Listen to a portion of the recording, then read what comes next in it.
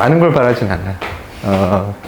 최소한 배그 돌아가고 끊김없고 최상 옵션으로 좀 이렇게 최소 60프레임 보장되는 정도 해주시면 될 것 같은데. 예.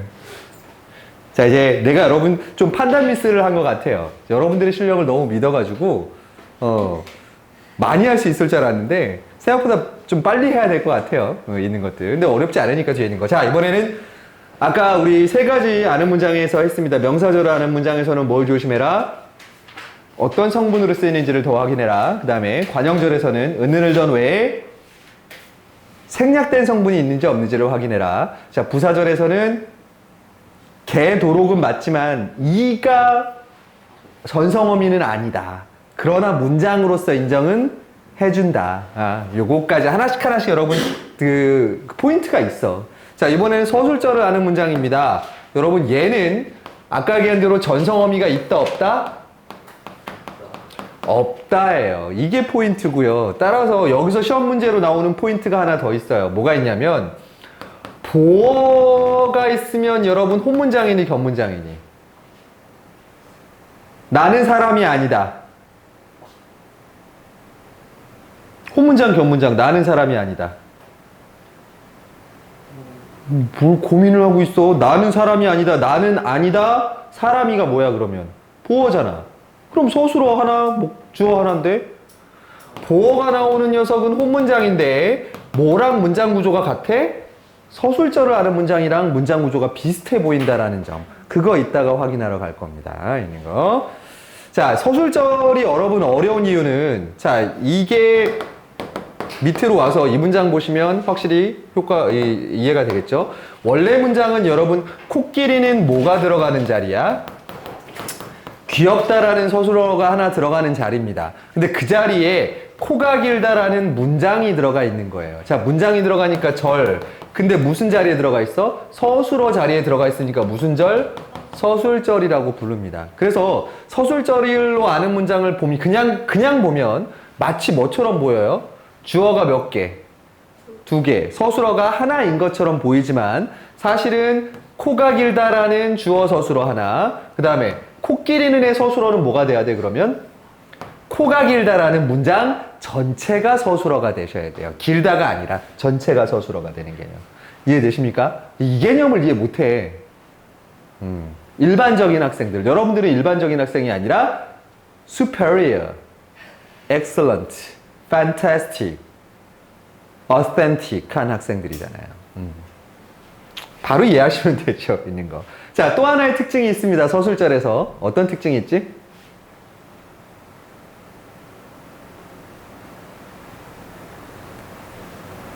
어떤 특징이 있어? 자, 얘도 지금 토끼는 원래 뭐야? 뒤에 토끼는 맛있다. 갑자기 생각나는 게 이건데 서술어 자리에 앞발이 짧다라는 문장이 들어가 있으니까 얘 서술절이야. 자, 이 두 문장에서 공통점을 좀 찾아주세요. 이거 말고 몇 개만 더 적어볼까? 하람이는 얼굴이 빛난다. 그럼 여기도 좀 적어볼까? 이번엔 여학생 해볼까? 서진이는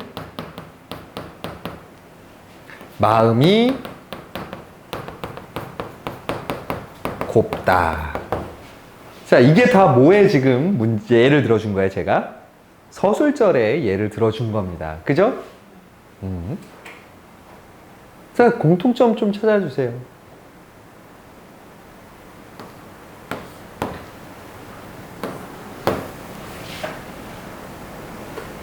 이래서 1년에 한 번씩은 맞아야 돼. 1년 전에 한 건데 그걸 다 까먹네. 근데 그때는 절박감이 없었겠지. 그지? 자, 보시면 여러분, 안겨있는, 서술절로 안겨있는 문장의 주어에다가 동그라미를 다 한번 쳐보세요. 딴 색깔로 해봅시다. 자, 이 안겨있는 문장의 주어가 아는 문장의 주어에 모이거나, 신체거나, 소유물이라는 특징이 있습니다.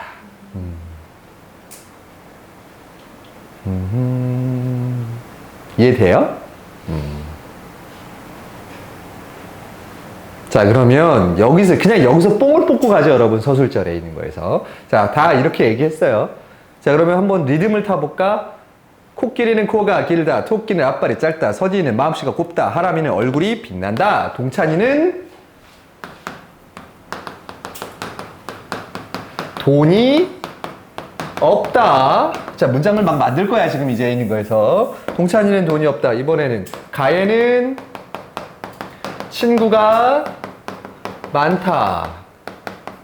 자, 그러면 가상의 인물 하나 만들어 주세요. 이제 다 이름 다 썼으니까. 철수. 촌스럽게 진짜 어디 또 철수를 있는 거에서. 아유, 우리 진우 합시다. 우리 진우. 진우는 사람이야, 아니야? 진우는 사자 보이즈잖아. 그래서 진우는 사람이 아니다예요. 자, 이 중에서 성격이 다른 문장 하나만 찾아주세요. 다시 한번 읽어줍니다. 동찬이는 돈이 없다. 가혜는 친구가 많다. 코끼리는 코가 길다. 진우는 사람이 아니다. 토끼는 앞발이 짧다. 하람이는 얼굴이 빛난다. 서진이는 마음씨가 곱다. 이 중에서 성격이 다른 문장이 하나 섞여 있습니다. I'll be your idol. 진우?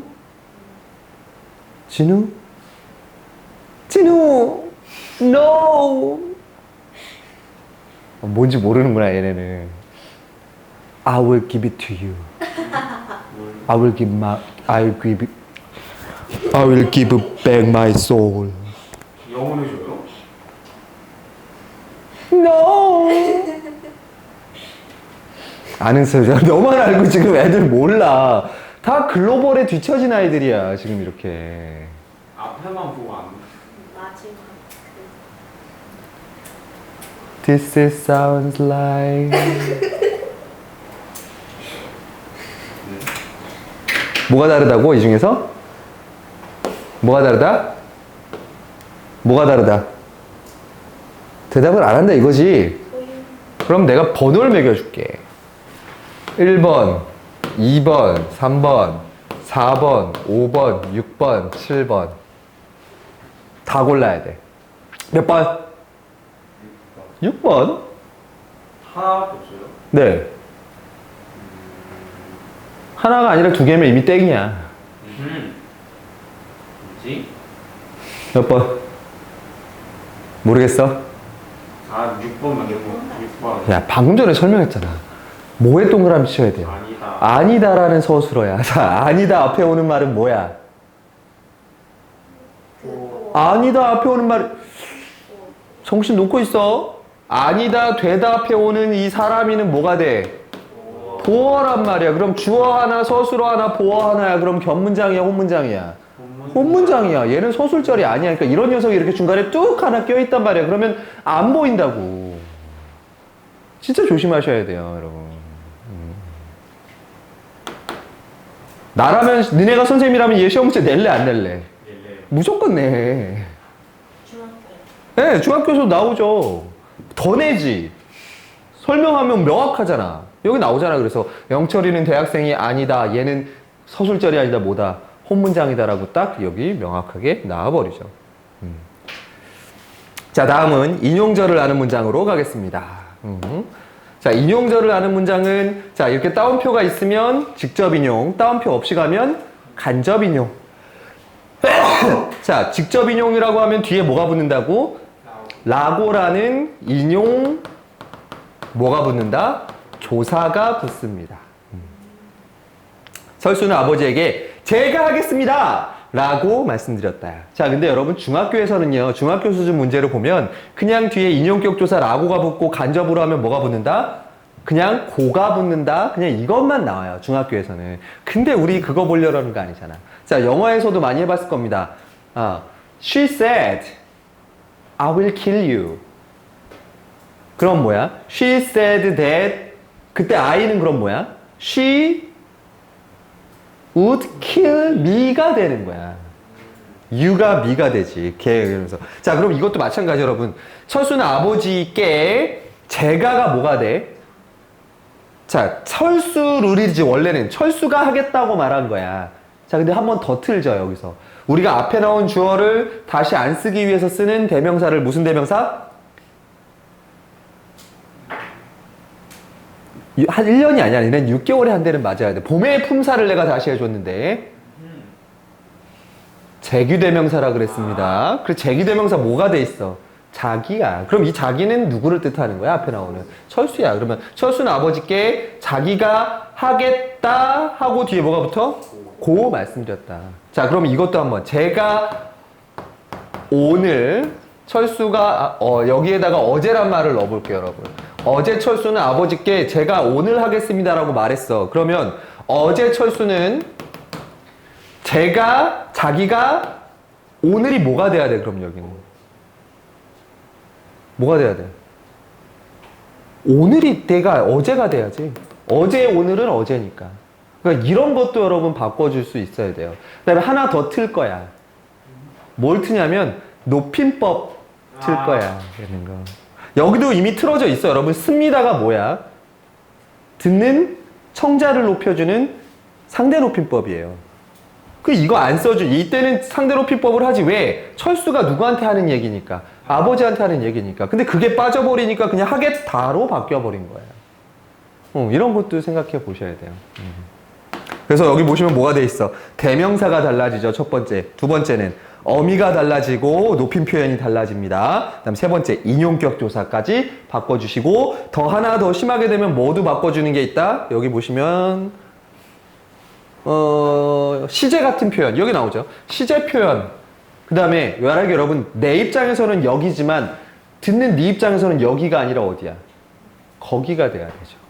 이런 것도 바꿔주시는 것도 나중에 그럼 고등학교 가시면 나옵니다. 그건 문제를 봐야지 뭐 내가 말로 설명한다고 되는 건 아니니까요. 자, 여러분 다 됐어요. 여러분 이거 문제 풀 시간이 없어. 자, 이거 1번 이것만 합시다. 부사절하는 문장이 아닌 것. 자, 그럼 체크하면 되죠. 언니와 달리니까 언니와 다르다. 그 다음에 돈도 없다. 돈이 없도 없이. 그 다음에 그림이 아름답게 노력하고 있음. 명사절이에요. 근데 여러분 이거에 속는 거지. 뒤에 애는 부사격 조사니까 명사절이 뭐로 쓰인 거야? 부사어로 쓰인 거지 부사절은 아니라는 거야. 이런 거에 속으시면 안 돼요. 그 다음에 얘는 도록이 있죠. 안 해. 자, 1번. 기억은 부사어의 기능을 하는 안긴 문장이 있다. 우리는 그녀가 지나가도록. 예, 그럼 네, 됐고요. 니은은 안긴 문장이 2개다. 내가 만난 친구. 마음이 정말 착하다. 친구는 마음이 착하다. 친구는 마음이 착하다. 친구는 마음이 착하다. 서술절. 보이셔야 돼요, 여러분들. 친구는 마음이 착하다. 서술절. 보여요? 보셔야 돼요. 큰일 났네. 이건 어쩔 수 없어. 니네들이 국어 센스가 떨어지는 거야. 국어 센스를 어떻게 올리면 되지? 맞아야 돼. 모를 때마다 한 대씩 어떻게 해. 자, 아들이 저에게 그 다음에 이거 그럼 맞죠? 니은도. 니은에는 목적어가 생략된 안긴 문장이 있다. 내가 뭐를 만난 거야? 친구를 만났다. 그럼 목적어 생략된 거 맞죠? 그 다음에 디귿. 직접 인용절을 간접 인용절로 바꾸면 아들이 어제 저에게 내일 집에 계십시오 라고 부탁했다. 우리 바꿔보자 그러면. 아들이 어제 저에게 내일이 아니라 뭘로 바뀌어지고 어제 내일이니까 오늘이 되겠지. 오늘 집에 자, 계십시오는 상대 위에 뭐야? 말을 할 때 높여주는 거니까 집에 있으라. 그 다음 뭐가 붙어야 돼? 고 부탁했습니다. 그러면 디귿에 직접 간접 방식 내일 집에 있으라고가 된다. 오케이. 자, 그럼 답은 몇 번이야? 4번 아니에요? 오늘 네, 오늘 미안합니다. 있네요, 있는 거. 아주 정색을 한다. 진짜. 자, 이제 이어진 문장으로 넘어가죠. 자, 아는 문장 이렇게 5개 정리됐습니다, 여러분들. 지금 나와 있는 문제 정도 풀 수 있으면 여러분들 중학교 문제는 크게 문제가 안 돼요. 이제 중학교 문제를 조금 더 어렵게 내려면요. 여기다가 뭐를 넣어줘? 얘가 꾸며주는 게 뭔지를 틀리게 바꿔놓을 거야. 예를 들어 부사절이야, 여러분. 그럼 뒤에 오는 뭐를 꾸며줘야 돼? 서술어 자리를 꾸며줘야 되거든요. 근데 그 사이에 껴있는 부사를 꾸며준다든지. 아름답게 정말 빛나느냐. 그럼 아름답게가 꾸며주는 건 뭐야? 빛나는이잖아. 근데 아름답게가 정말을 꾸며주는 부사어의 기능을 한다. 맞아, 안 맞아? X지. 그러니까 이런 식으로 한번 꽈 넣는 게 어려워지는 거지, 여기서는 더 어려워질 건 없어요, 이 개념. 여러분 지금 저하고 한 개념, 이 문제집이 어느 수준의 문제집이라고? 수능 문제집이에요. 자, 그럼 이제 이어진 문장 갑시다. 자, 이어진 문장은 혼 문장을 나란히 결합해서 하나로 이어주는 거기 때문에 얘네는 무슨 어미가 사용된다? 연결어미가 사용된다만 생각하시면 됩니다. 근데 중요한 게 있습니다, 여러분. 아주 중요한 거. 대등하게 이어진 문장이랑 뭐가 이어져요? 중간에 종속적으로 이어진 문장 두 개로 이어집니다. 자, 대등하다라는 건 무슨 뜻이야? 맞짱 떠도 되는 거야, 둘은. 자, 그러면 하람아, 승희야, 니네 둘 맞짱 떠. 니네 둘이 뜰래? 지금 네 하면서 yeah, accepted. 예. 자, 니네 둘이 싸운다 해서 좀 그렇고. 니네 둘이 자리 바꾸면 수업에 지장을 주니 안 주니? 안 줘요. 자, 그럼 니네 둘이 무슨 관계라는 거야? 대등한 관계. 자, 그럼 여러분하고 나는요? 종속적이죠. 여러분들에게 내가 속해 있어요. 비웃지 말아주세요, 제발. 제발 잘못했어요. 아니요. 어떻게 제가 여러분들 위에 있겠어요. 아니, 절대 그러지 마세요, 여러분들, 진짜. 여러분들은 저의 고객님이세요. 사랑합니다, 고객님. 거예요. 여러분이 왕이고, 갑이고, 제가 뭐예요? 을이죠. 그렇기 때문에 여러분하고 나하고는 종속적인 관계예요. 그럼 여러분하고 나하고 자리 바꿔봐. 그럼 수업이 되니, 안 되니? 되죠, 당연히. 여러분들은 완벽하신 존재인데, 감히 여러분들이 수업을 하시면 너무 즐거운 마음으로 수업 듣겠지만, 내용은 달라지겠지. 니네가 여기 서 있으면 뭐 하겠어, 그냥. 내가 너 흉내 내볼까?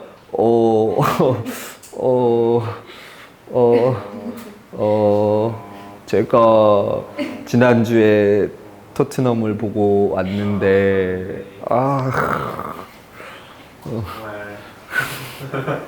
이거죠. 바꿨을 때 의미가 달라지면 종속적으로 이어진 문장. 바꿔도 의미 변화가 없으면 대등하게 이어진 문장. 이걸 내가 왜 얘기하느냐, 여러분. 이거 한번 생각해봐. 집으로 오며 쓰레기를 버렸어. 자, 우리가 뭐뭐 하면 영어로 뭐로 표현할 거야? and의 개념으로 하겠죠. 뭐뭐 하며. 그럼 얘는 대등하게 이어진 문장일까? 꼭 그렇지 않을 수 있다라는 거야, 여러분. 집에 오며 쓰레기를 버린 거야. 그럼 바꿔봐. 쓰레기를 버리며 집에 온 거야. 의미가 어때? 좀 달라요. 뭔가 순서가 일어난 일이 있어요, 그렇게 되면. 그래서 여러분, 정말로 니네가 얘가 확실하게 대등하게 이어진 문장인지 종속적으로 이어진 문장인지 끝을 보려면 뭘 해봐야 된다? 바꿔봐서 의미를 정확히 헷갈릴 때는, 의심이 갈 때는. 그게 더 중요하다라는 거. 이건 뒤에다 설명할 거니까 여러분들 어디에만 밑줄을 그으시면 돼요? 여기죠. 바꿨을 때 의미 변화가 없고 바꿨을 때 의미 변화가 있답니다. 자, 그럼 대등하게 이어진 문장부터 안 갑니다. 여러분 이거 다 볼 필요 없어요. 어디를 보시냐? 다 필요 없어요. 다 필요 없어요.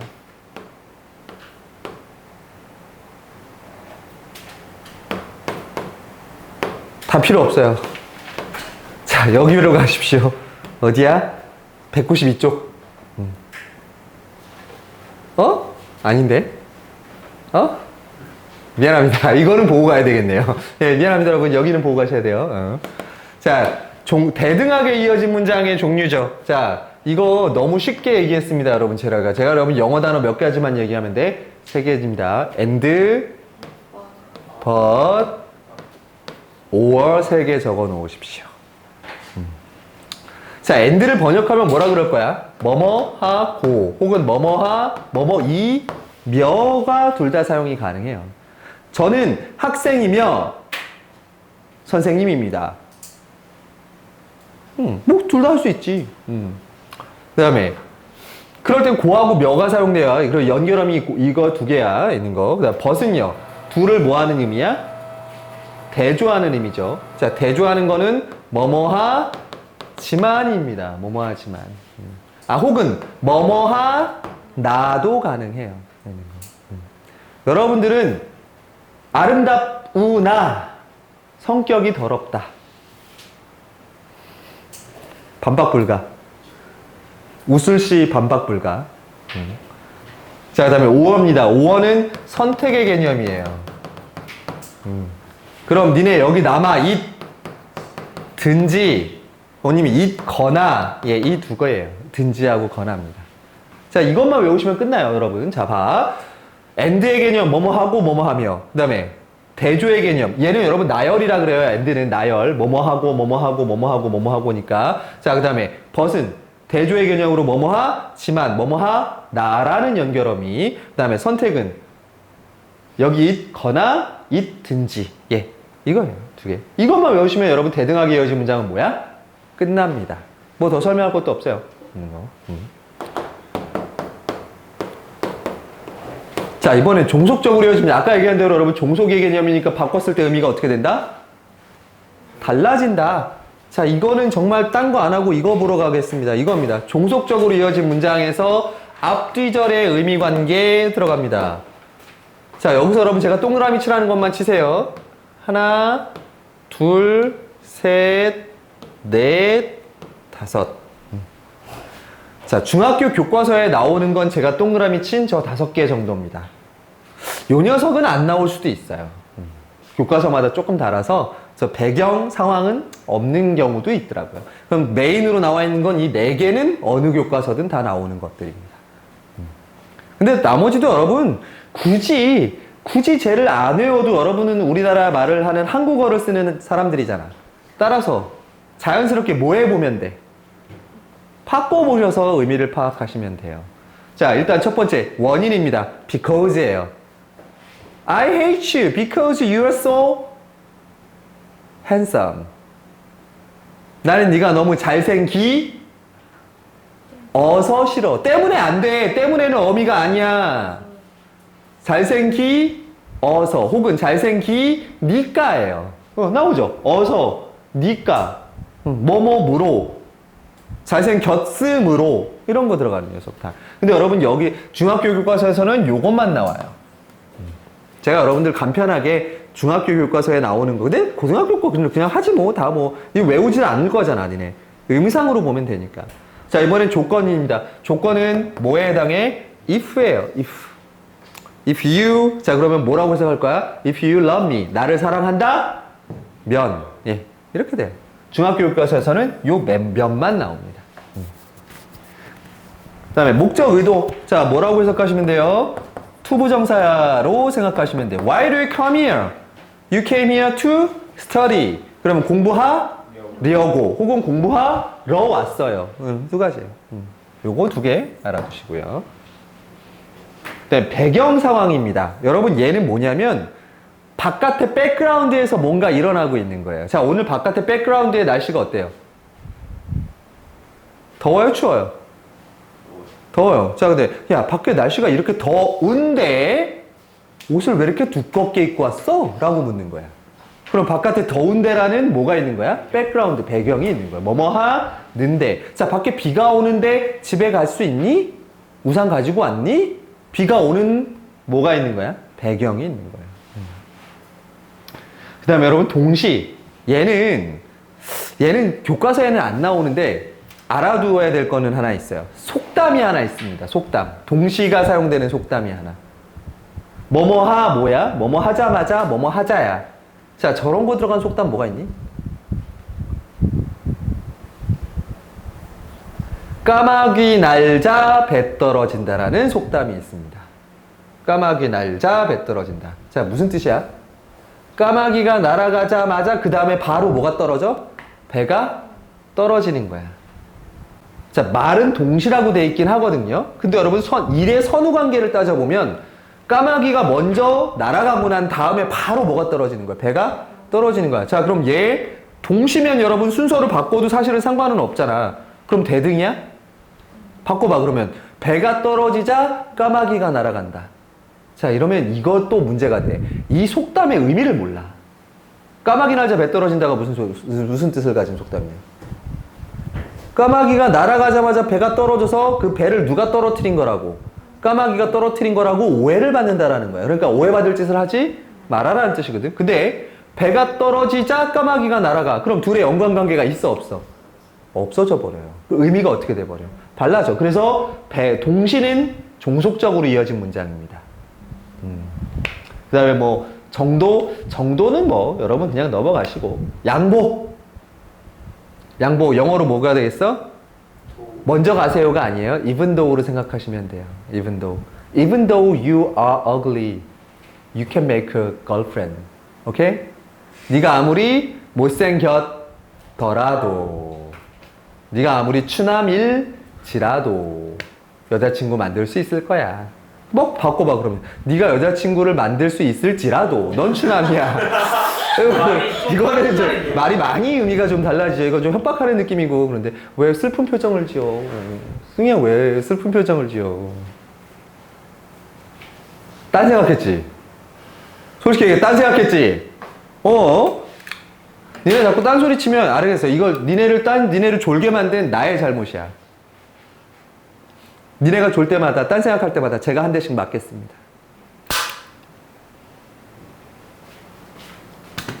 과학적인 수업을 하도록 하겠습니다. 딴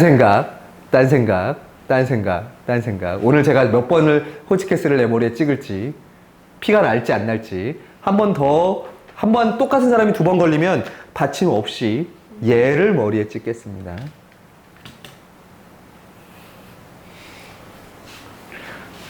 자, 이게 뭐야? 종속적으로 이어진 문장들입니다. 근데 여러분, 여기도 그 얘기가 나와요.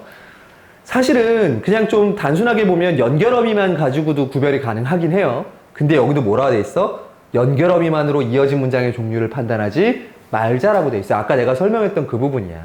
여기 보시면 나는 공부를 하고 동생은 피아노를 쳐. 그러면 바꿔봐. 동생은 피아노를 치고 나는 공부를 해. 아무 문제의 의미가 변하지 않아. 얘는 뭐뭐 하고라는 and의 개념이야. 정확하게 얘기하면. 그런데 나는 동생을 보고 뛰어갔다야. 같은 고거든요? 근데 얘는 바꿔봐. 나는 뛰어가서 동생을 봤다야. 그러면 의미가 어떻게 돼? 달라요. 이건 왜 그러냐면 여러분, 사실은 보고지만 보고하고 뒤에다가 뭘 넣어보면 의미가 또 달라요. 보고서라는 걸 넣어보면 확실히 의미가 달라져 버려요. 여기도 나는 자전거를 타면서 노래를 불렀다. 이러면 노래를 부르면서 자전거를 탄 거하고 자전거를 타면서 부른 거하고는 의미가 조금 달라져요. 그러니까 여러분, 이걸 좀 섞어 보셔야 돼요. 여기도 강물이 맑으면 깊다, 깊으며 맑다, 아무 문제 없거든요. 근데 얘는 소민은 잠을 자면서 잠꼬대를 한다. 잠꼬대를 하면서 잠을 잔다. 그럼 뭐가 더 메인이 되는 거야? 잠꼬대가 메인이고 잠이 중간에 잠깐 자는 의미가 돼버려요. 그래서 무조건적으로 여러분, 어미만 가지고 판단하다가는 뭐 할 수 있다? 실수할 수 있다. 따라서 중간에 좀 의심된다 싶으면 뭐 해라? 예, 바꿔보고 의미가 달라지는지를 좀 명확하게 파악하셔라 라고 하는 겁니다. 자, 시간이 54분. 충분해. 해도 되네. 자, 그럼 얘 해보면 되겠네. 자, 어제는 비가 내렸지만, 그럼 뭐야? 벗이니까. 대등. 자, 수학 1이 어려우면 수학 2는 손도 못 댄다. 어려우면 종소. 밥을 굶을 지언정 종소. 절약은 부자를 만들고 대등. 훈이는 운동장을 돌아다니면서, 자, 뭐뭐 하면서 쓰레기를 줍는다. 쓰레기를 주우면서 운동장을 돌아다닌다. 이거 뭐뭐 하면서, 이거 어떨까? 나도 헷갈리거든 사실. 여러분 정확하게 알려주세요. 저도 풀면서 헷갈려가지고 이거 애들한테 물어봐야지 그랬거든. 여기 진짜 봐봐. 여기 보면 답 확인 이렇게 돼 있었어.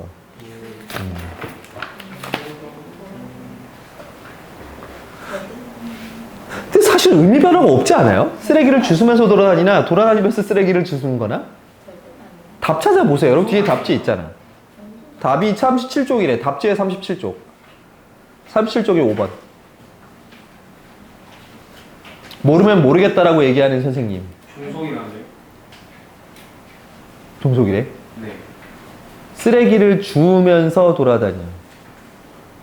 아, 그럼 아까 그 얘기인 거네. 그러니까 메인의 이벤트가 쓰레기를 줍는 게 더 큰 역할이 돼버리니까 종속으로 보나 봐요. 이렇게 되면. 아, 그렇네, 여러분. 운동장을 돌아다니다가 쓰레기를 줍는 거지.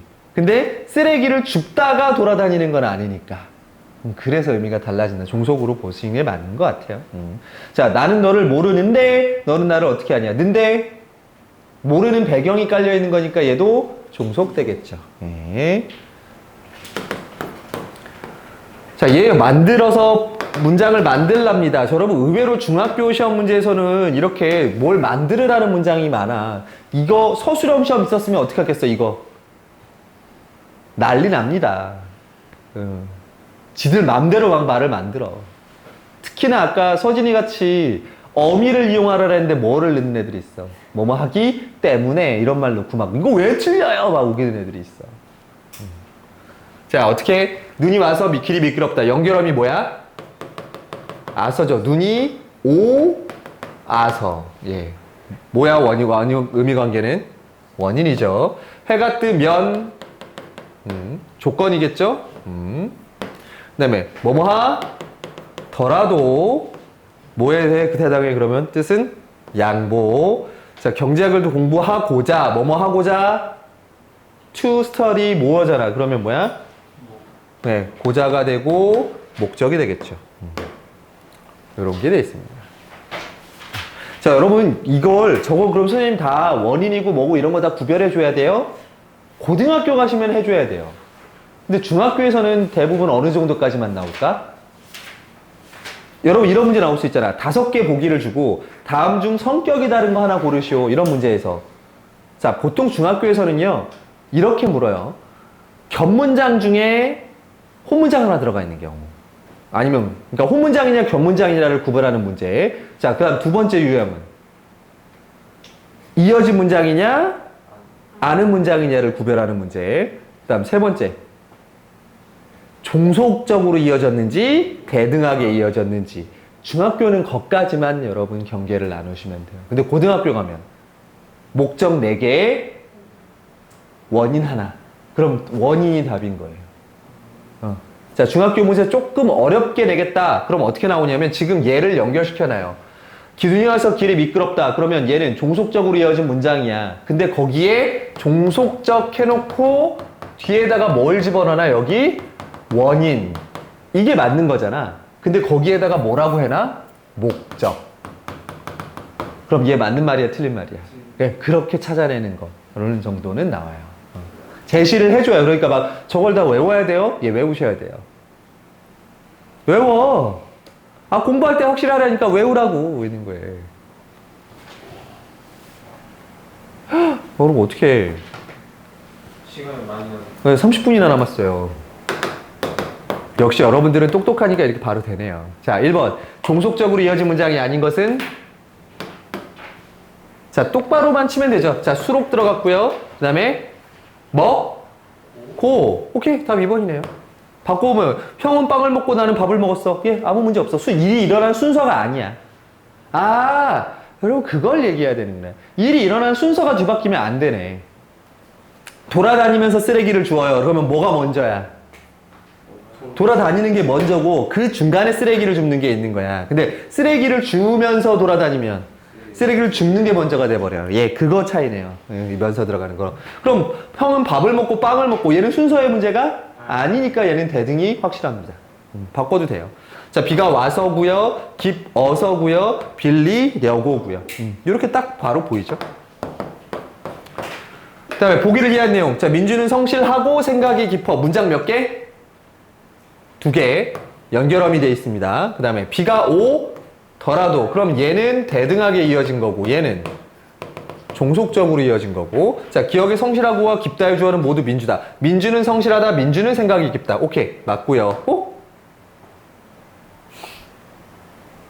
맞아요? 아니요. 여러분 제가 아. 예, 조심하셔야 돼요. 깊다는 생각이 깊다. 그러면 여러분 서술절이 하나 더 들어가 있는 문장입니다. 이런 거 바로 눈에 잘 안 보입니다. 자, 기억은 대등하게 이어진 문장.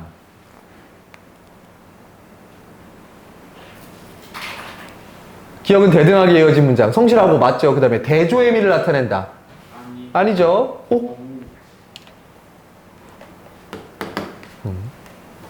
대등하게 이어지고 나열이에요. 고니까. 그 다음에 니은은 앞절과 뒷절의 자리를 바꿔도 의미상 차이가 없다. 바꾸면 차이가 있어요. 니은은 종속적으로 이어진 문장 맞고 조건의 의미를 나타낸다. 조건이 아니라 덜하도니까 뭐가 해당해? 양보. 그 다음에 니은은 앞절 전체가 뒷절 주어 다음으로 이동해도 의미상 차이가 없다. 니은 앞절 전체가 뒷절의 주어 다음으로 이동하더라도 나는 할머니 댁에 갈 것이다. 비가 오더라도. 응? 나는 비가 오더라도 할머니 댁에 갈 것이다. 그게 의미 없다는 얘기. 아, 그렇네. 미안합니다. 똑똑한데? 역시 주인님 일로 와서 수업 좀 해주세요. 수업 좀 해주세요. 저 힘들어요. 수업 좀 해주세요. 목이 쉬었어요 지금. 원래 제 목소리가 되게 꾀꼬리 같거든요. 근데 여러분들이랑 수업하면서 저의 꾀꼬리 같은 목소리가 힘들어 죽겠어요. 저 대신 수업 좀 해주시겠습니까? 저 앞으로 남은 30분 동안 아나운서 톤으로 수업을 해드리도록 하겠습니다. 와. 자, 다음 문제. 박소희 군, 다음 문제 정답은 몇 번입니까?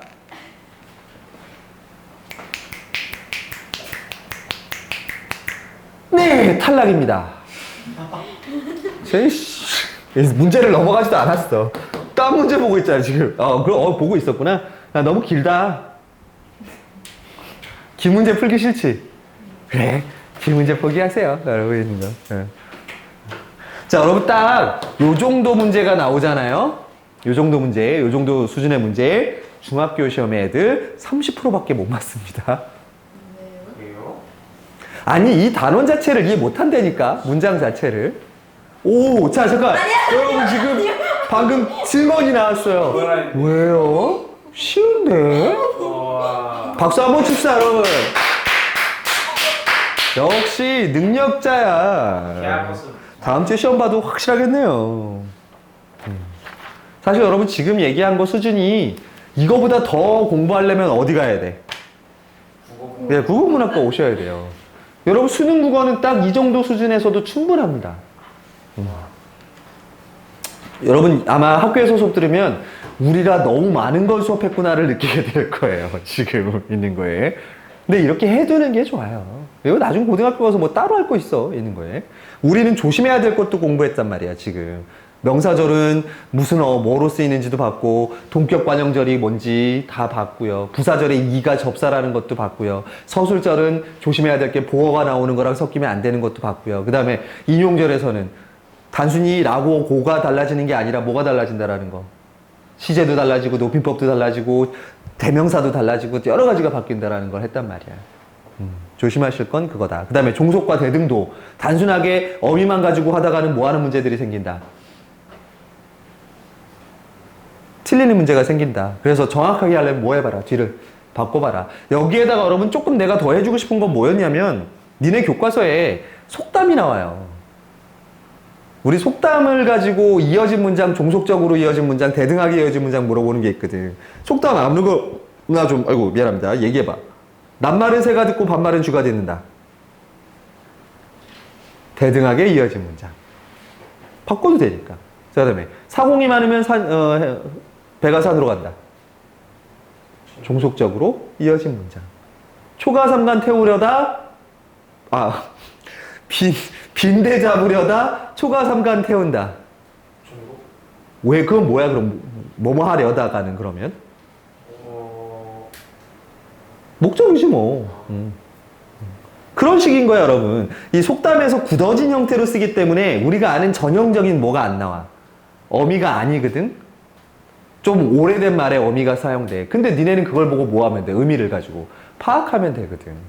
그러니까 속담 가지고 그런 것도 좀 나오기도 합니다.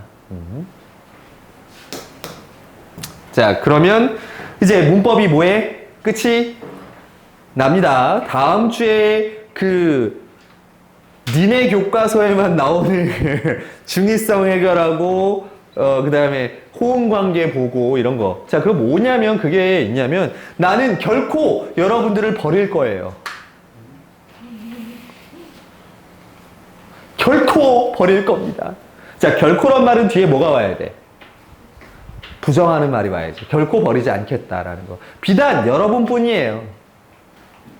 비단은 뭐뭐뿐만이 아니다라는 말과 호응돼야 돼요. 이런 거 묻는 거 있고요. 그 다음에 또 뭐가 있냐면 나는 꾸며주는 말이 두 개를 꾸며주는 경우 있는 경우 있어요. 나는 이거 예를 들은 것만 잠깐만 빨리 볼까? 하지 말까 할까? 빨리 선택해. 해요. 간단하게 왜냐면 다음 주에 볼 거니까 여러분들이 이런 게 있겠구나 라는 것만 좀 파악할 수 있게 하면 이거 팔 아파. 이거 봐봐. 내가 좋아하는 친구의 동생을 만났다. 자, 여러분 문장을 배웠으니까 하면 돼. 이거 뜻이 몇 개야? 내가 좋아하는 친구의 동생.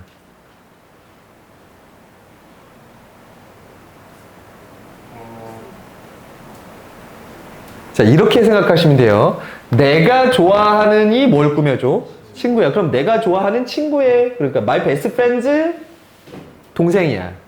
자, 이거 아니라 뭐가 될 수 있어? 내가 좋아하는 친구의 동생이야. 이게 아니구나. 좋아하는 친구의 동생이 되겠죠. 네, 그러니까 관여가 수식해주는 범위에 따라서 어떻게 달라지고요. 또 부사어도 달라져요. 나는 어제 고향에서 온 친구를 만났다. 그러면 나는 어제 고향에서 온 친구를 만나는 것 수도 있고요. 나는 어제 고향에서 온이 한 문장일 수도 있어요. 고향에서 온 게 어제인 친구를 만난 걸 수도 있어요. 아니면 고향에서 온 친구를 어제 만난 걸 수도 있고요. 이런 거 해결하는 거 있고, 아까 얘기한 대로 호응 고려하는 거 아까 얘기한 대로 문제는이 주어면 뒤에 뭐가 나와야 돼? 문제는 뭐뭐인 것이다 같은 말이 나와야 되고, 그 다음에 결코가 나오면 일이다가 아니라 일이 아니었다. 뭐 이런 거 나오는 거고 있고,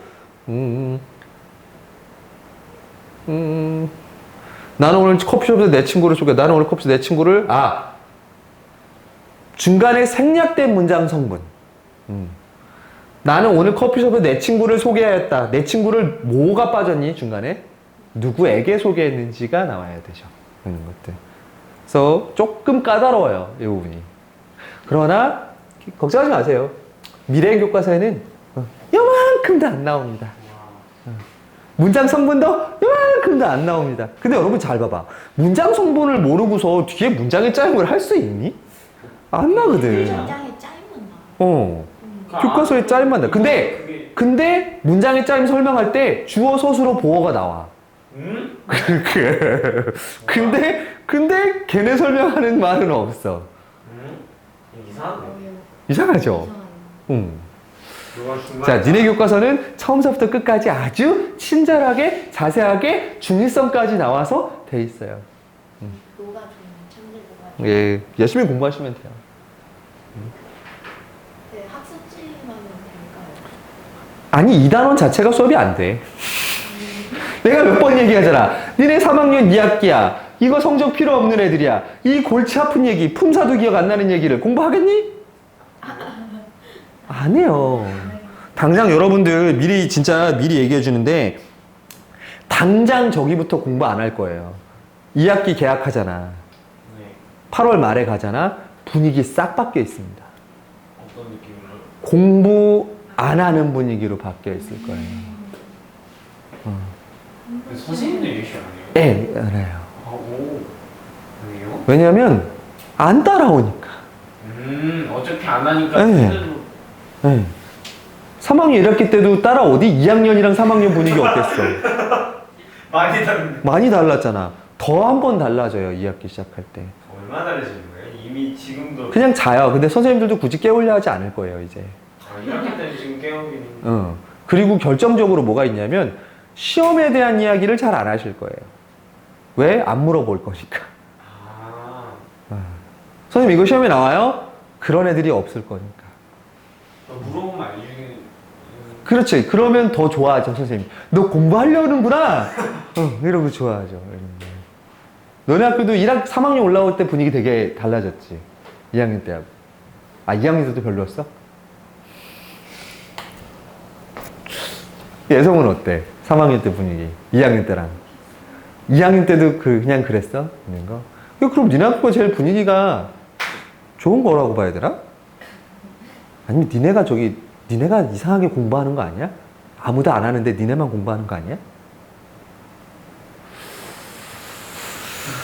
어쨌든 3학년 2학기는 여러분들 내가 여차하고 마음 놓아버리면 아무것도 안 해도 될 것 같은 분위기예요. 더군다나 여러분 9월 돼봐. 날씨 얼마나 좋을 거야. 아니 쌀쌀하지 않지. 덥지. 대신 밤에는 좀 시원해지지. 그러면 놀러 다니기 좋아. 자전거 타고 다니기 좋아. 농구하기 얼마나 좋은지 알아? 너 맨날 농구하러 갈 것 같아. 내가 볼 때는. 갔다가 엄마한테 끄집어가지고 뒤지게 맞고 오는 거. 너 지금 이게 네가 지금 이러고 있을 때가 아닌 것 같은데? 얘기 듣고 나면 나도 좀 어차피 고등학교 가면 공부할 건데 지금 좀 놀면 어때? 지금도 그러니? 착하더라고 보니까. 가야는 특히 조심해야 돼. 오빠 때문에 엄마 힘들어. 괜히 앞에서 하다가는 이러고 맞을 수도 있어. 조심해야 돼. 고3 있는 집은 조심하십시오. 고3 있는 집 조심하십시오. 엄마한테 차 태워달라 그런 얘기 해 말아. 하지 마. 미안하고 그냥 차라리 여러분 그게 낫지 않아? 엄마가 차 안 태워줘도 좋아. 차라리 그냥 내 혼자 딴 거 하는 게 낫지 않아? 안 그래? 나한테 관심 안 가져주고 내가 알아서 혼자 하는 게 낫지 않아? 그러면 걸어 다녀. 너 저기 타고 와. 따릉이 타고 와. 저 카카오바이크 타고 오라고. 뭐 얼마나 된다고 시원하게 운동하는 겸 하고 오면 되지. 참고로 지난주가 100일이었죠? 이제 수능 94일인가? 95일인가 남았을 거예요. 뭐 여러분들 크게 와닿지 않지? 대학 와는. 하긴 여러분들 뭐 대학 안 갈 수도 있으니까. 와, 인생은 모르는 거잖아요. 자, 이제 20분 남았고요, 여러분들. 자, 20분 남은 시간 동안 우리 비문학을 좀 들어가 보죠. 그러면 여러분들 오늘 나눠준 거 있죠, 이거. 자, 얘는 아까 얘기한 다담, 언어와 매체, 800제의 문제에 있는 겁니다. 즉, 그냥 수능 직전에 보는 문제의 집이라고 보시면 돼요. 모두 다 뭐야? 여기 있는 문제는 기출 문제입니다. 싹 다 기출 문제입니다. 수능서부터 고1, 고2, 고3 문제 다 들어가 있어요. 그러니까 여러분들이 얘를 한번 쫙 풀고 나면 아마 마스터가 돼 있는 느낌을 받을 거예요. 근데 솔직히 얘기하면 저는요, 제가 이걸 풀어보잖아요. 저도 풀 때 토할 것 같아. 왜냐면 같은 내용들이 어떻게 돼? 계속 반복되고 숨겨져 있고 막 이런 거야. 그러다 보니까 미칠 것 같아. 근데 이걸 한번 해야 돼요, 여러분들. 한번 하고 나면 내가 얼마나 부족한 사람인지, 내가 얼마나 수업을 엉망으로 들었는지, 내가 고등학교 가기엔 얼마나 한심한 사람인지를 알게 될 겁니다. 근데 우연찮게 잘 맞았어. 그럼 여러분 바로 뭐가 돼? 자신감? up, wanna be golden. 지금 얘네들 저 인간 뭐 하는 짓인가 하는 표정을. 니네 진짜 몰라? 노래는 아는데. 그러니까 여러분 요거를 진짜로, 근데 여러분 좀 많거든? 나 이거 어떻게 할까 좀 걱정돼. 이게 134번서부터 내가 193번까지야. 그러면 60문제야. 근데 괜찮네. 어차피 모의고사도 45문제니까 모의고사 한번 조금 더 보는 느낌이잖아. 이것만 줄게, 과제. 우와. 그럼 얘만 한번 진짜 토 나오게 한번 풀어보는 거야. 콜? 딜? 콜? 표정이 그런데 승희야, 표정이 왜 그래? 콜? 저도 여러분들 이번 주가 방학 마지막이라는 거 알아요. 이제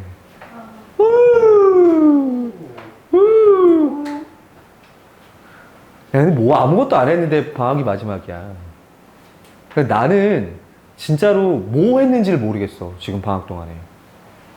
방학 시작하자마자 내내 계속 저거였잖아. 특강하고 본 수업하고 특강하고 본 수업하고 특강하고 본 수업하고 보강하고 이번 주에만 보강만 12시간이 넘어. 예? 놀러 갔다 온 친구들이 많아가지고 뭐 했는지를 모르겠어. 지금 연애도 못했고 여친도 못 만났다니까 바빠가지고.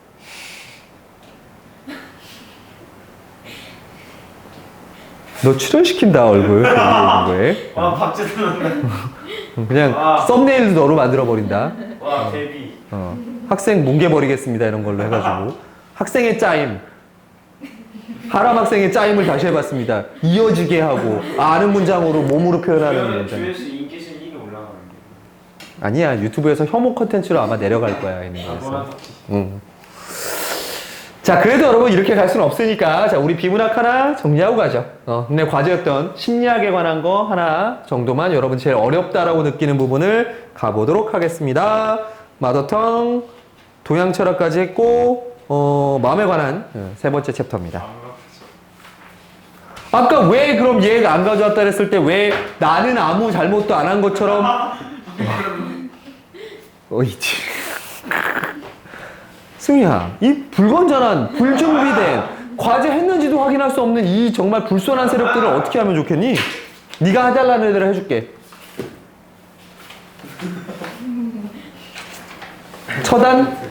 처단해?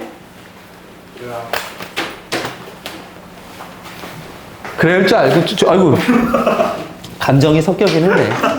그럴 줄 알고 준비는 해놨어. 남은 시간 13분. 진짜 딱 하나 하면 되겠네. 자, 니네 이 세 가지가 있거든요. 심리학에 관한. 여러분 사실은 마음에 관한 행동에 대한 연구지만 사실은 부제를 뭐라고 붙여놓으면 돼? 심리학이라고 붙여놓으시면 돼요. 근데 심리학이 여러분, 어떤 마음에 일어나는 조직에 관한 연구를 하게 되면 인문학에 들어가 있고, 대신 얘를 가지고 어떤 실험을 통해서 사회현상을 풀이하는 데로 가 있으면 어디로 가 있어? 사회에 가 있어요. 심리학이 우리 대학에서도 좀 헷갈려요. 좀 상담 쪽이나 아니면 정신분석학 이런 쪽으로 조금 더 나가 있는 학교는 인문학부에 있어요, 심리학이. 근데 여기 나온 니네 읽으면서 문제 풀어봐서 나왔겠지만 행동주의 심리학이라든지 경영 쪽에서 얘기하는 뭐 산업심리학이라든지 이런 쪽에 특화되어 있는 학교들은 사회학과에 가 있어요. 사회학부에. 이게 좀 달라. 심리학을 보는 관점이. 자, 어쨌든 근대 현대까지 오면서 인간을 이해하는 방법으로 가장 효과적이라고 했던 철학 대신에 현대에 들어오면서부터 인간을 이해하는, 인간을 하나의 기계로 생각하게 돼서 연구하게 된 게 사실은 심리학이에요. 심리학에서는 뭐 여러분들을 대단한 엄청난 기계로 보지 않아요. 엄청난 위대한 존재로 보지 않아요. 그러니까 여러분들을 이해하기 위해서 뭘 가지고 실험을 해?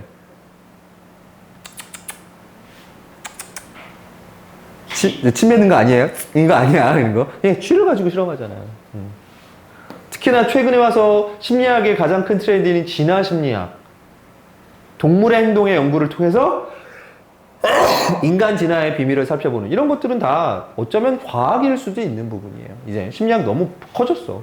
자, 이 세 가지가 있었습니다. 첫 번째는 상담 이론 기법의 현실요법에 관한 것들 5가지 욕구 나오는 거 있었고, 두 번째는 그 다음에 프로이트하고 융의 정신분석학에 관한 이야기, 세 번째는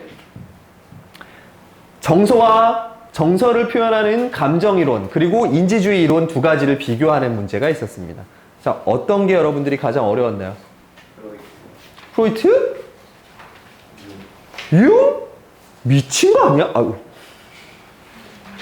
카야, 뭐가 제일 어려웠니?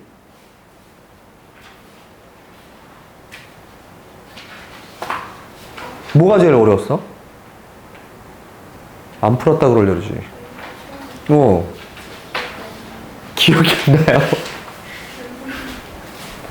너 뭐가 제일 어려웠어?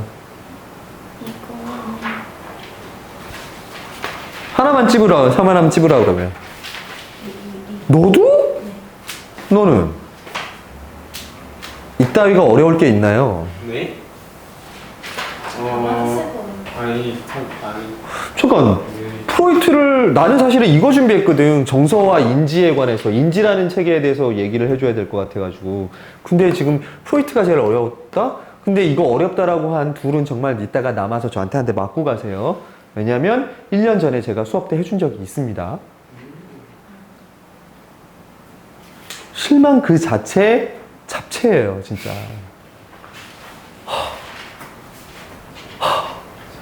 나는 생각도 안 했어. 얘를 해줬기 때문에 내가. 자, 여러분 이거 보세요. 알겠습니다. 그럼 해줄게. 아주 간단하게 가죠, 여러분. 이 그림만 가지고도 사실 이해가 돼야 돼. 우리가 프로이트에 따라서 일단 읽은 대로 가죠. 19세기 분트는 인간의 정신세계가 뭐로 이루어져 있다? 의식으로 이루어져 있다라고 보고 실험을 통해 인간의 정신현상과 행동을 설명하는 실험심리학을 주장했다. 그럼 실험심리학은 뭐가 있다라는 거야? 인과관계가 있다라는 거야. 우리의 정신세계를 해석하는 데 있어서. 그러니까 실험 결과로 인과관계를 증명하겠다라는 거지.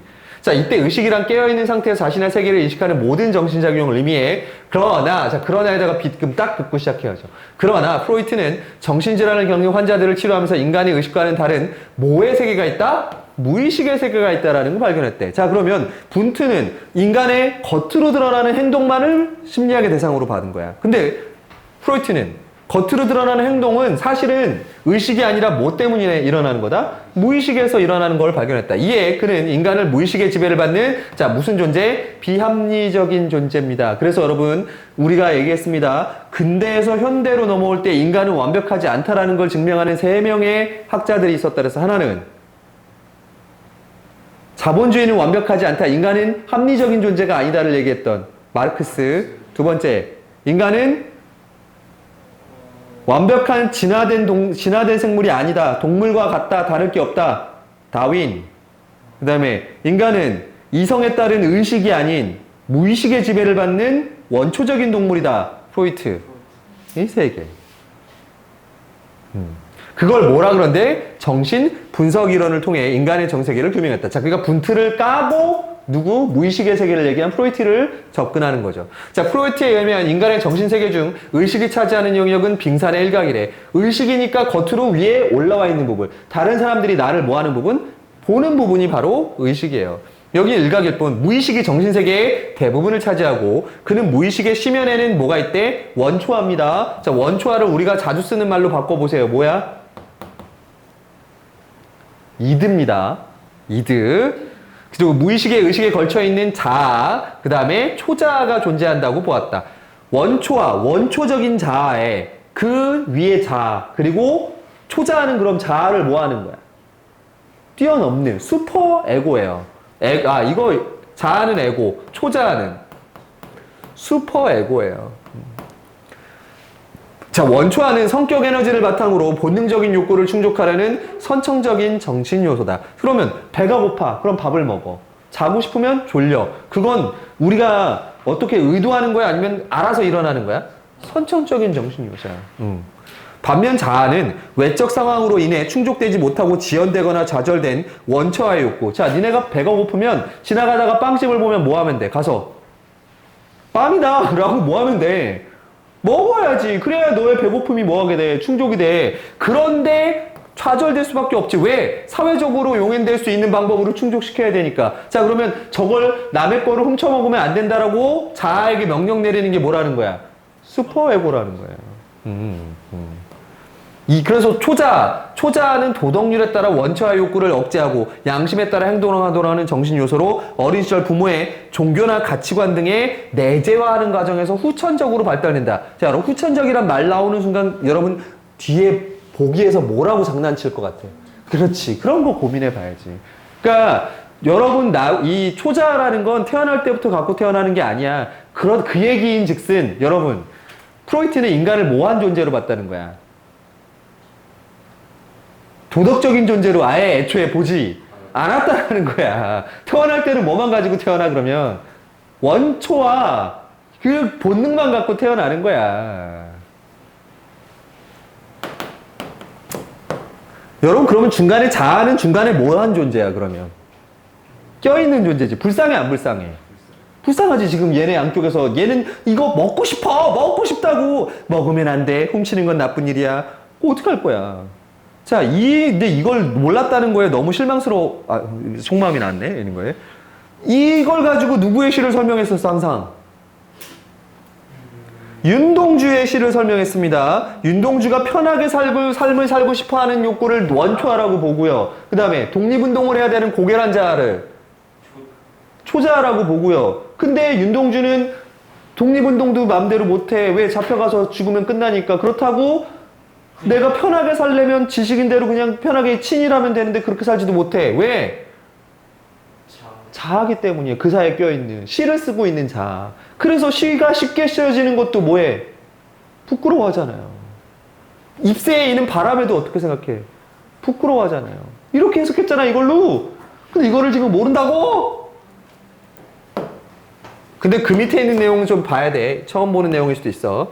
자, 이러한 원초하자, 초자하는 역동적으로 상호작용해. 그러니까 얘는 멈춰있는 게 아니라 끊임없이 뭐 하는 거야? 서로의 영역을 침범하면서 개인의 성격을 형성합니다. 가령 원초하가 강할 때는 본능적인 욕구에 집착하는 충동적인 성향이, 초자하가 강할 때는 엄격하게 도덕을 지키려는 원칙주의적 성격이 나타난다. 자아는 원초하와 초자와의 요구 사이를 조정하는 역할을 하기 때문에 정신적 균형을 위해서는 자아의 발달이 중요하다. 만일 자아가 제 역할을 못하면 균형이 깨져 불안감이 생기는데, 이 불안감을 해소하기 위해서 여러분 뭐를 사용한대? 방어기제를 사용합니다. 근데 이 방어기제는 의식적이야, 무의식적이야? 예, 무의식에서 올라오는 거예요. 그러니까 자기의 불안을 감추기 위해서 일어나는 걸 방어기제라 그래요. 자, 대표적인 방어기제로는 억압과 승화가 있습니다. 자, 자기가 너무나 어떤 욕구를 남한테 드러내는 거를 어떻게 두려워해. 그럼 자기도 모르는 사이에 억압이라는 기제가 일어나요. 그러면 뭔가 여러분들 TV 같은 거에 야한 게 나오거나 자기가 먹방 본능을 일으키는 게 나오고 그러면 아예 TV를 뭐 해버리는 거야? 왜? 먹어버린다고요? 꺼버리냐? 아니요. 그냥 부셔버리고 없애버리는 거죠. TV가 없는 산으로 들어가 버리는 거예요. 그게 억압이에요. 누르는 거야. 그래서 수용하기 힘든 욕구를 무의식 속으로 억누리는 것. 근데 의식적으로 TV를 없애는 게 아니라 무의식적으로 TV를 뭐 해버리는 거야? 부셔버리고 없애버리는 거야. 승화는요. 니네가 되게 변태적인 성욕을 갖고 있는 존재야. 근데 그걸 드러내면 사람들로부터 뭘 받아? 비난? 자, 사람들을 막 목졸라 죽이고 싶은 욕구가 있어. 예를 들어서. 근데 그걸 죽이면 안 되잖아. 그러니까 무의식 속에서 목을 조르고 싶은 것들을 그림으로 그려요. 예술적인 걸로 뭐 한 거야? 승화시킨 거예요. 대부분의 예술가가 이래요, 여러분들.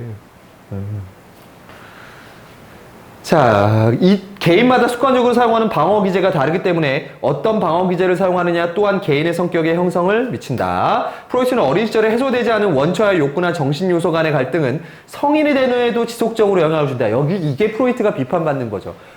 어릴 때께, 그러니까 어른이 돼서 나타나는 정신적인 불안감은 어느 때 발생한 거야? 어릴 때 해소되지 않았던 문제가 어른 때 영향을 준다라는 거야. 그러면 네 성격이 나쁜 건 누구 탓인 거야? 부모님 탓인 거예요. 왜 어릴 때 자기가 의지적으로 뭔가를 한 게 아닐 거 아니야. 자, 예를 들어 이런 거야. 네가 어렸을 때 배변 활동을 할 거 아니야. 근데 마음껏 부모가 배변 활동을 하게. 그러면 애가 그때부터 어떻게 생각해? 아, 세상은 참을 필요가 없구나 하면서 입으로 똥을 싸는 학생이 되는 거죠. 그래가지고 자기 욕구대로 다 하고 싶어 해. 자, 그런데 어릴 때 배변 활동을 너무 엄격하게 받았어. 야, 너 집에 가서 싸. 지금 안 돼. 힘 줘. 안 돼. 못 싸. 막 이렇게. 그러면 자기의 욕구를 남들한테 드러내는 것 자체가 뭐하다라고 생각해? 안 좋은 일이라고 생각을 하게 되는 거야. 그러면 결벽증에 걸릴 확률이 높죠. 안 돼. 안 돼. 나 그러면 안 돼. 그런 거예요. 있는 거예요.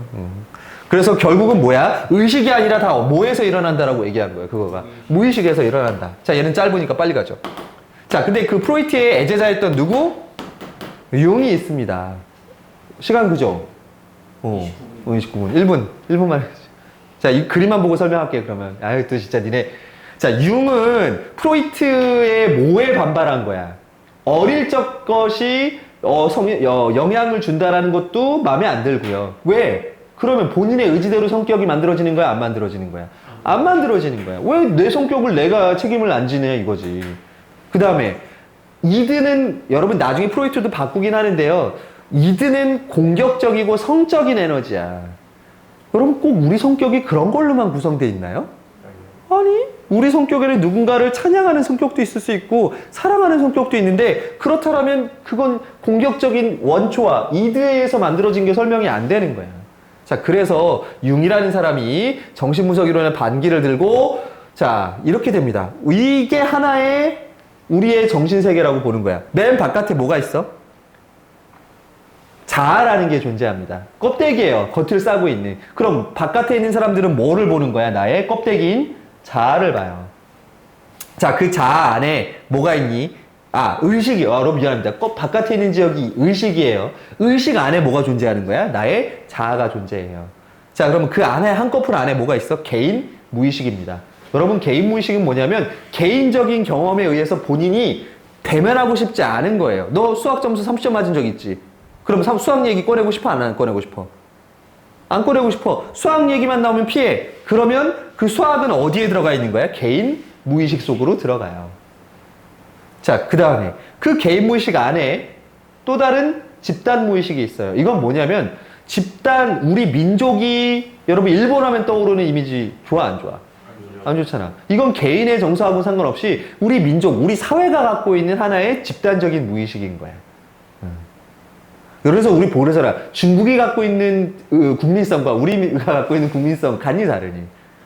그러니까 이 집단 무의식이 그렇게 작용한다라고 보는 거야. 우리가 조절할 수 있는 게 아니야, 무의식이니까. 자, 그럼 그 안에 뭐가 있대? 원형이라는 요 구멍들이 있어요, 여러분들. 이 원형은 뭐냐면 인간이라면 누구나 느껴야 되는 심리 상태를 얘기해요. 이거 어디서 배웠냐면 원형적 상징할 때 배웠어요. 자, 여러분 이거 여러분 문학에서 상징에서 배운 거예요. 자, 창조적 상징이 뭐에 그런 거야? 개인 무의식인 거고요. 그 다음에 집단적 상징이, 문화적 상징이 집단 무의식인 거고요. 그 다음에 원형적 상징이 바로 이 마지막 안에 있는 원형이에요.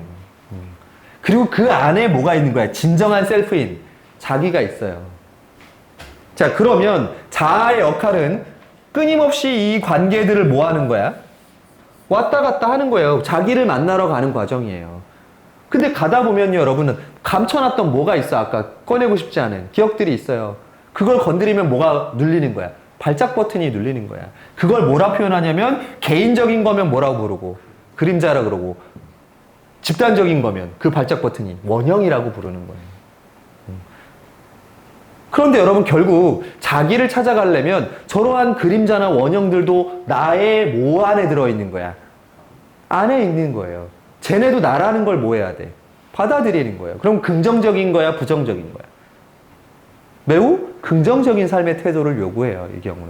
이 과정을 자아가 뭐 하는 거야?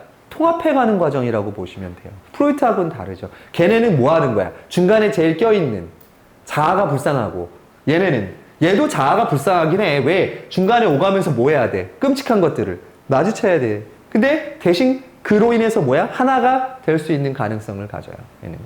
이렇게 되면 자아가 얼마만큼 자기 그림자나 원형을 직면했는가에 따라서 성격을 책임을 누구에게 물을 수 있어? 이 자아에게 물을 수 있어요. 근데 프로이트는 자아가 아무리 하고 싶어도 누가 막 계속 끊임없이 장난쳐. 초자아가. 아니, 그리고 원초아가. 그래. 그러니까 이건 이제 개인의 성격의 책임을 개인에게 맞출 수 있는 거죠. 여러분이 이 융이 그래서 만든 성격 분류 체계를 뭐라 불러요? MBTI입니다. 네, 이 융이 만든, 왜? 각각에 따라서 이 중간에 만나는 그림자를 만났을 때 어떻게 대응하느냐. 이 원형을 만났을 때 어떤 식으로 대응하느냐를 16개 유형으로 나눠놓은 거예요. 그게 MBTI예요. 그럼 지금 내용이 이제 이해가 됩니까? 이게 어려워요? 윤동주 씨를 어떻게 이해한 거야? 그럼 지금까지. 되셨어요? 이해? 됐어요? 시간이 아쉽네요. 자, 오늘 수업은 여기까지 하고 과제는 그거만 합시다, 여러분들. 그거 다담 있는 거.